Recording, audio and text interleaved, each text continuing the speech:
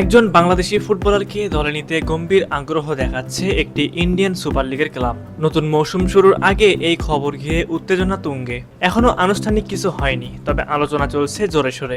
সেই ফুটবলারের নাম হলো সোহেল রানা। সোহেল রানা বর্তমানে বাংলাদেশের পেশাদার ফুটবল লিগের শীর্ষ স্তর বাংলাদেশ প্রিমিয়ার লিগের ক্লাব বসুন্ধরা কিংস এবং ন্যাশনাল টিমের হয়ে একজন মাঝমাঠের খেলোয়াড় হিসেবে খেলছেন।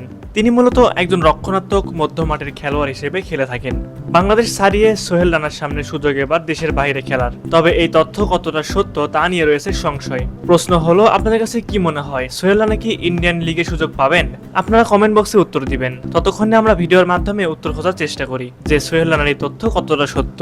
বাংলাদেশি ফুটবল ক্লাব ভিক্টোরিয়ার যুব পর্যায়ের হয়ে খেলার মাধ্যমে সোহেল রানা ফুটবল জগতে প্রবেশ করেছেন এবং এই দলের হয়ে খেলার মাধ্যমে তিনি ফুটবল খেলায় বিকশিত হয়েছেন। 2011-12 মৌসুমে বাংলাদেশি ক্লাব ঢাকা মোহামেডানের হয়ে খেলার মাধ্যমে তিনি তার জ্যেষ্ঠ পর্যায়ের খেলোয়াড়ি জীবন শুরু করেছেন। সুপ্রিয় ভিউয়ার্স, আপনাদের কাছে কি মনে হয় সোহেল রানা কি পাড়ি জমাবেন আইএসএল এ?